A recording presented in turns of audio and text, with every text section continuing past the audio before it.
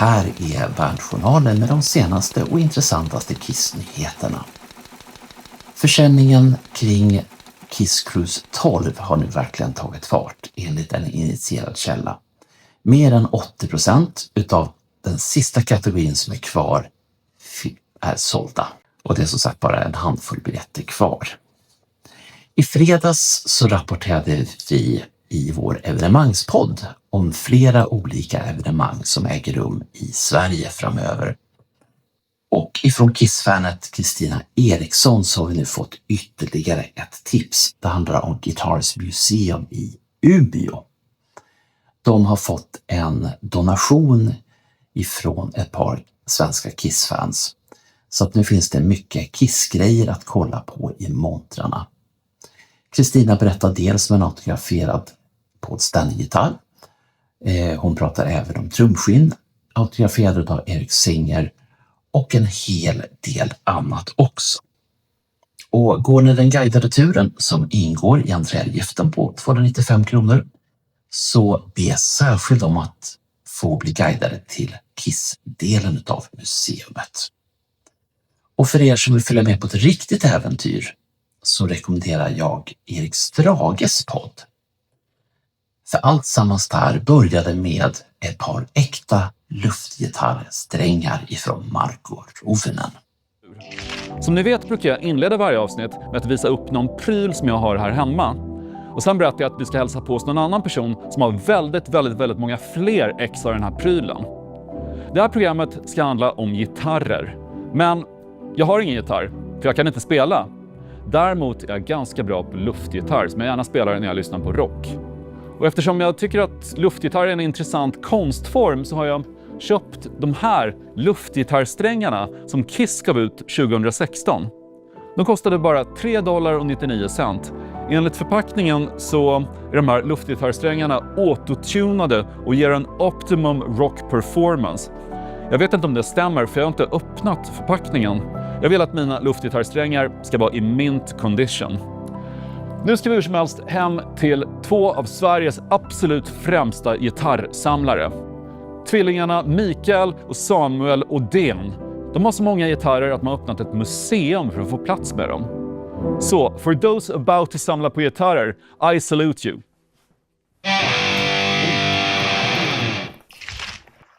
Lyktstolpen på West 23rd Street är både borta och tillbaka igen på sätt och vis. Men faktiskt, vi tar allt sammans. Den här lyktstolpen som är klassisk ifrån Dress to Kill-skivan försvann i våras. Och Kiss-fanet Tony Mann som bor i New York rapporterar att nu är lyktstolpen tillbaka. Först så har vi fått se bilder om hur den såg ut den gamla. Och nu så har vi fått bilder på hur det ser ut med den nya. Och det som skiljer kan man säga att det är ett ganska högt betongfundament som lyktstolpen står på. Så det blir lite svårare att bekvämt luta sig tillbaks på den på samma sätt som Gene Simmons gjorde 1975.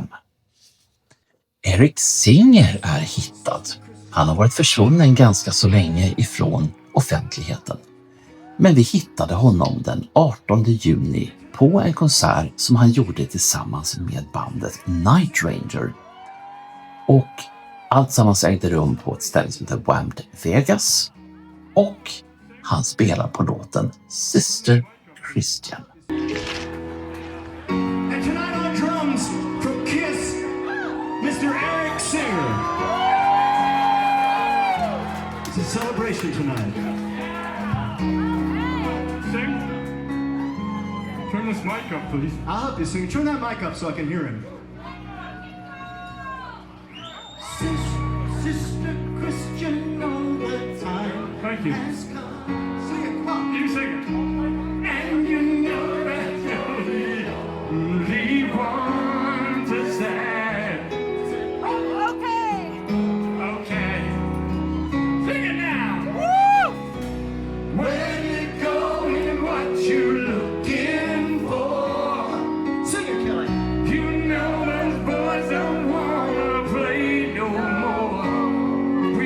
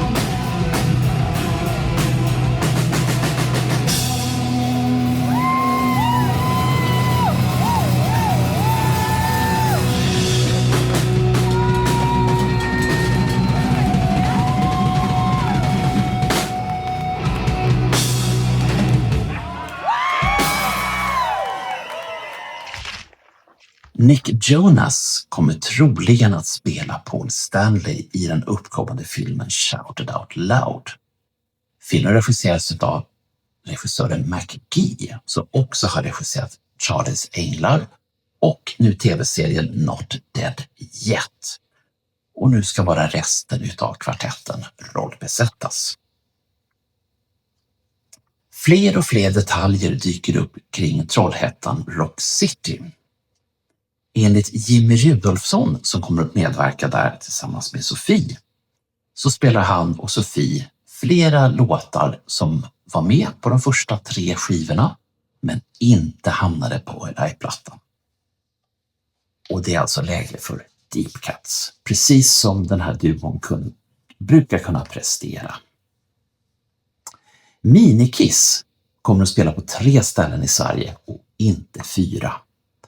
Från Minikiss Management så har vi fått reda på vilka konserter som gäller, och det är de som finns med både som annonser i tidningen Destroyer och som vi gick ut i vår evenemangspodd i fredags och berättade om. Så att den 4:e konserten, nej, den finns inte. Och om ni lyssnar på poddens evenemangsprogram från i fredags, då kan ni också få reda på hur ni kan vinna biljetter till konserten i Stockholm. Mer finns där. Bandet Symfera har gett ut en ny video. Det är alltså Nick Simmons band. Låten heter Avert Your Case. De själva medverkar inte, men Nick Simmons har producerat.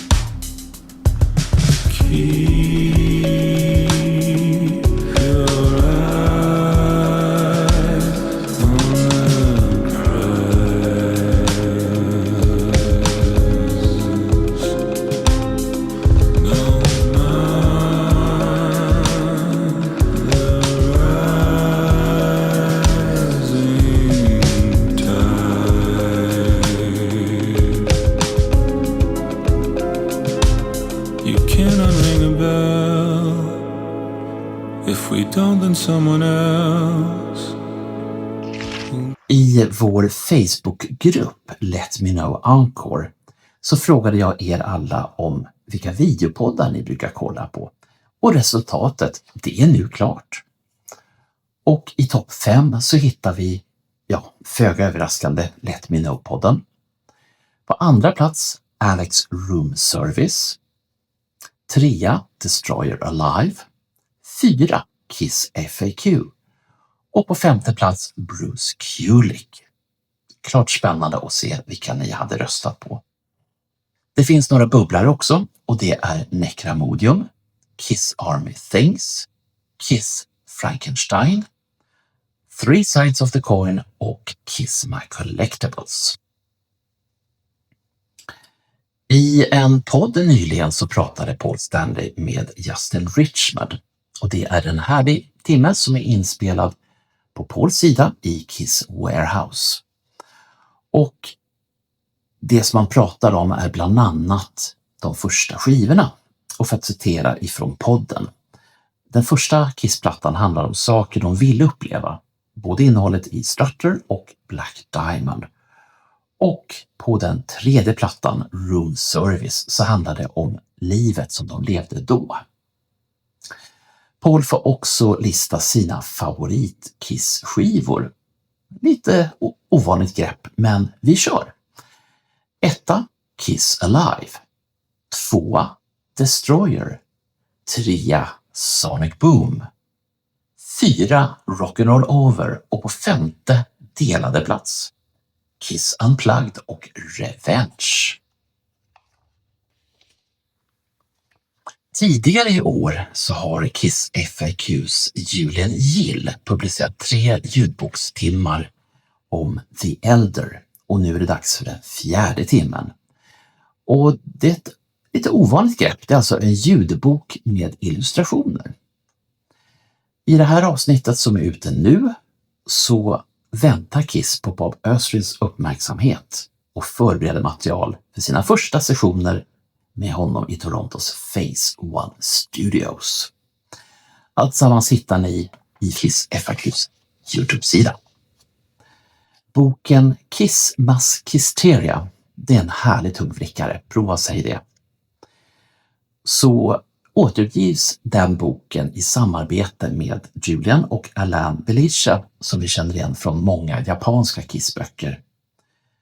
Ursprungligen så var det här en textbok där Julian som kom ut 2023. Men Alain har blåst nytt liv i boken med bilder och illustrationer kring allting som hände år 1980. Det är 160 skinande sidor och boken bör skeppas i slutet på augusti månad. Vinnie Vincent hamnar på 10:e plats över 10 berömda sångare från Connecticut. Alltsammans enligt Singers Room. Och på listan så hittar vi andra kända personer såsom Michael Bolton, Karen Carpenter och Sabina Carpenter. Och så sagt Vinnie på 10:e plats där. Och på en nyöppnad Instagram-sida så tillkännager även Stanley och Nick Simmons att de har skrivit låtar tillsammans och är nu nästan klara med sin första skiva som kom i höst. Och det här, det var allt ifrån Bandjournalen den här gången. Vi hörs igen snart och då ska vi prata om Gene Simmons fastighetsaffärer. Ha det bra, hej då!